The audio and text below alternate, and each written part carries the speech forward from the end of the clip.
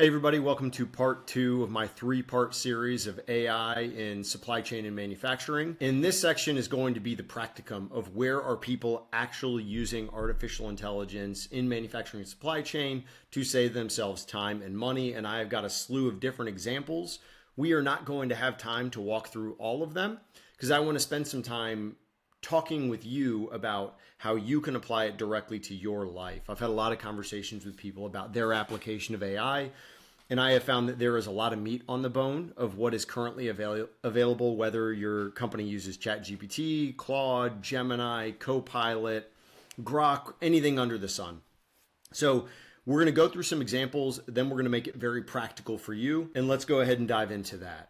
So the first place where I want to talk about examples of AI being used to drive value is going to be in manufacturing in a manufacturing facility. So I've got 4 different case studies up here. And for each of these case studies, so you can kind of view it as like, what is the application? What is the actual company that did this? What is the type of AI, which is from part 1, is it action AI? So it's actually making and automating decisions, or is it intelligence AI to gather information or predict? And then what was the outcome that the company actually saw as they went through this change and went through this project? So for everything from yield optimization to vision-based inspection, there are a lot of people that are using mathematics and data and compute in order to drive value inside of manufacturing. But the 2 I want to highlight, so I want to highlight yield and throughput optimization. So something that AB InBev has done really well is they were able to leverage reinforcement learning, which is a type of deep learning, if you remember from section 1 of this. And they were able to use that in real time. So they're pulling sensor data in from all of their different manufacturing processes, so temperatures, humidities, pressures, etc. And they are able to slightly tune the control system so that they are able to see more throughput. So 60% increase in barrelage per filtration run, which when you're manufacturing something like beer is absolutely super powerful.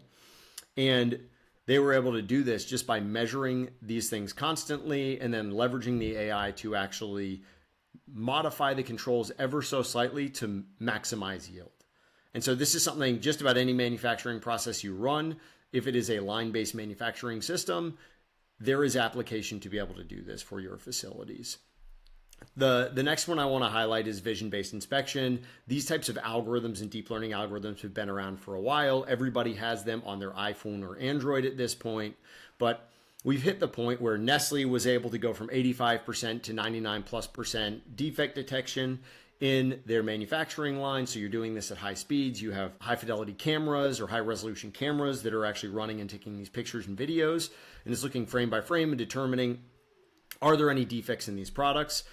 AI can do this better than people, hands down, for the majority of visual inspection tasks. And we can learn this from the medical industry. We've hit the point in radiography where AI can identify cancer better than human doctors. And that's not because doctors aren't well trained, but doctors are not always looking at pixels the same way that mathematics are. And that's really what we're talking about here. So in manufacturing, lots of great use cases for AI, but we're going to keep moving so that we can keep things rolling. In distribution, so on the warehousing side of things, there are some really cool applications of AI. 2 different ones that I want to highlight. The first is IKEA doing pick route optimization. So when you're running around a warehouse, how you actually release orders is really important. So if you're releasing orders and people are picking them on carts or on pallets, how you actually build that cart is really important. Because ideally, a person walks to a location, puts everything they need on the cart, and then they walk straight to the shipping dock and can load it on a truck.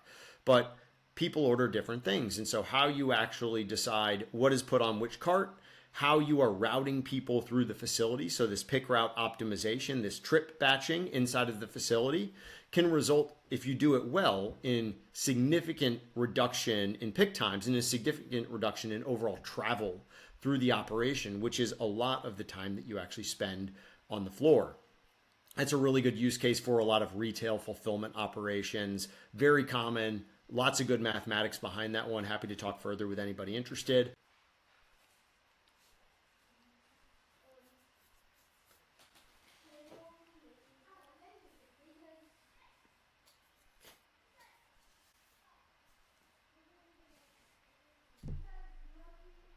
The second use case I want to highlight is what PepsiCo is doing around labor automation and planning and orchestration of their facilities. They have highly complex facilities with lots of different manual processes where people are doing the work, lots of different automation flows, manufacturing lines that you have to pick product up from, different areas of the building that might have separate constraints, different customer order requirements, and all of this needs to be balanced constantly as people aren't showing up, trucks aren't showing up on time, automation goes up and down as needed. And so they actually have a system that sits on top of their warehouse management system, pulls all of this data from the WMS as well as their traffic or transportation system on where inventory is and where their trailers are.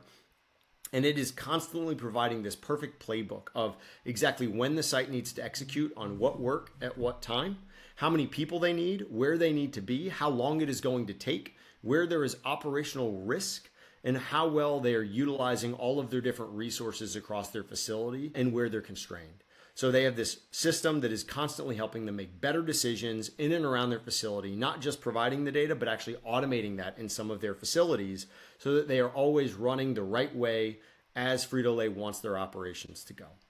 In transportation, lots of good use cases. I'm just going to highlight two. Again, so Waymo on the right-hand side, autonomous vehicles, they are coming. I think legislation is going to have a lot more to do with the adoption of that versus capability set at this point. There are trucking companies that are now running routes in West Texas or out to Arizona. And the second one that I want to highlight is logistics agents. So C.H. Robinson has done a really good job in building out these agents to help with the quote times or the customer service side of their business. So as a large brokerage or large transportation organization, they have all sorts of requests coming through, and that historically has been managed by call centers. And so today they're able to use these agents to, when somebody comes in, they have a request, the agent can listen, understand what they're asking for, look through all of their data, and very quickly respond with something that is meaningful and relevant to that particular customer so they get exactly what they need. And C.H. Robinson takes that quote time from what has historically been 4 hours down to seconds. So they're constantly doing that. So they've done this with about 30 different processes throughout their business, and there's lots of really good case studies of this online. The last thing in supply chain I want to talk to is in procurement and planning is companies are really successful using AI for demand forecasting, contract automation, supplier risk management. The one for you guys that I would highly recommend is in the early days of large language models, they had said don't use it for legal and contracting. That has significantly changed. There are skills in Claude dedicated to this. ChatGPT as well as Gemini are very thorough in contract analysis, and they're going to do a really good job as a pre-read for a lot of these contracts to help summarize the information in something that's interpretable to a non-lawyer like myself. So for you guys, where are the simple ways in a workplace that you can actually use these technologies? And I would highly recommend, if you're not using a meeting recorder, do that now, right? I know whatever has gone on with all of our customers within my company. At any point, it is infinitely searchable. I now have all of this data at my disposal, thanks to a corporate-wide meeting recording policy with the right permissions, obviously, for everybody. So you have this massive amount of information sharing when you start to record the conversations where the meat of the intent is in the business. The second thing is video editors. Putting together videos used to be really hard. Now it's stupid easy with tools like Zoom, Loom, G Suite. You can now even do it with slides. It's really straightforward. And the last thing is productivity multipliers. I mentioned this earlier on. I have all sorts of agents that run on my behalf inside of Claude on a daily basis to automate different tasks. But for everybody, right, experiment with ChatGPT, Claude, Gemini, even Microsoft Copilot. You can use tools like Notebook LM. That'll be like in the 200 course of using AI. But what these large language models enable you to do is you can quickly train them on what it is you're trying to do. So I'm trying to build a PowerPoint. Here's what my PowerPoints look like. Here's my style. Here's kind of what I want it to do. It will help me structure those. It will help me design the imagery for those. You can do that very quickly. So I had somebody tell me the other day, I've got to go spend 4 hours on this PowerPoint. And I said, well, do you have the information you want in it? Yes, it's in these 5 different Excels.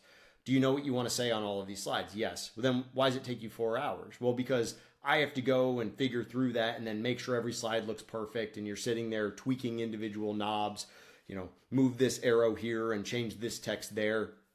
AI is really good at helping automate a lot of those functions, and all of these large language model tool sets have the capabilities to do that for you.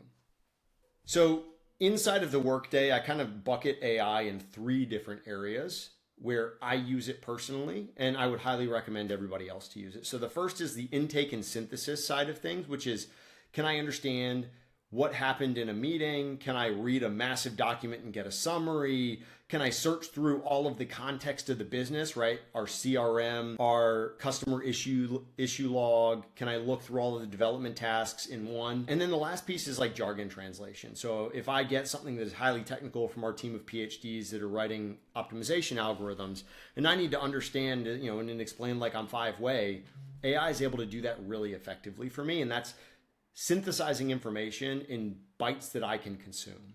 The second is creation and ideation. We just talked about slide deck generation, but also for emails, something that simple is saying, I don't like how I've structured this. You can actually go and say, hey, how could you write this a little bit more professionally? You're going to get really good professional emails out of it. I would caution everybody, if you're using AI for generating emails, that there's risk in doing that on making yourself almost overly robotic.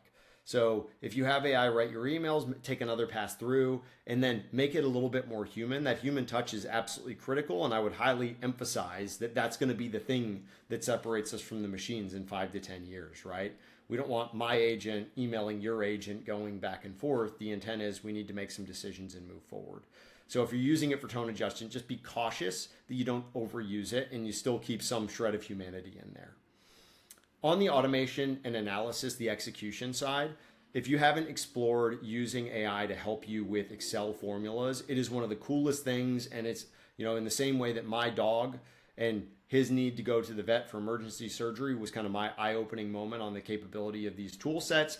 A lot of people get that working through spreadsheets. I have people that have actually built AI agents for inbox triage. And if you have access to Claude, it's probably the best at that today, April 6th, 2026. But I'd imagine both OpenAI and Google are hot on its heels in how you can build and deploy agents quickly. If you need to write macros or scripts or write code, all of them are really good at it. And I would encourage everybody when you're using it is get a little bit more meta in how you ask questions. Instead of saying, I need you to write a macro that does this and does that, explain the business outcome, explain your needs. I don't know how to deploy Python in my local environment. What tools exist that can avoid me doing that? Or can you coach me through this step by step? Extremely powerful when applied in that way. And they're now intelligent enough to where they can take just about anybody, anywhere, so long as you're able to follow cues and able to actually stay on script. So I'll leave you with this, which is I want to build an AI application. How do I do that? So I'm going to make it really easy for you because there's a way to make this formulaic. So understand, step one, understand what it is you want to build. And then inside of Gemini, ChatGPT, or Claude, there is this ability to do deep research. So if you haven't done that already, please go, you can Google that or say, how do I do a deep research project? And it will actually coach you through how to do that. It's really a selector option. It's probably 2 clicks to get there and say, hey, I want to take my idea, please do a market analysis, find competitive products, understand the user base, understand what we're trying to do, the inputs and outputs. Here's the data I think is relevant if you need data to do it, or if it's just a website, here's what I wanted to talk through. I want you to research all of these things, synthesize the information, and output a prompt that can be used by AI to develop this application, right? So we used to talk about prompt engineering a year to 2 years ago. This is prompt engineering now, is let the AI actually do a lot of the prompt engineering for you. You can then go to a tool like Google AI Studio, Lovable, there's all sorts of other cool ones out there, and you can input the output prompt for your deep research project, and you will get the full application that you wanted to do. And you can do this all in under 2 hours. Realistically, you can do all of this in under 15 minutes, depending on how long the deep research runs, at which point you then iterate within that tool set to make it better and better. So this is really fun. If you have an idea and you want to test it out or you just want to see how it works, would highly recommend it. The one caution I would have for all of this is if you're using large language models, make sure they are the paid version. You don't want to be using the free version, particularly on corporate time and money or corporate data. So that's a big no-no. You have to make sure you're using a paid version and all of the policies and procedures are in place for data isolation, so your data is never going to be used for training, etc.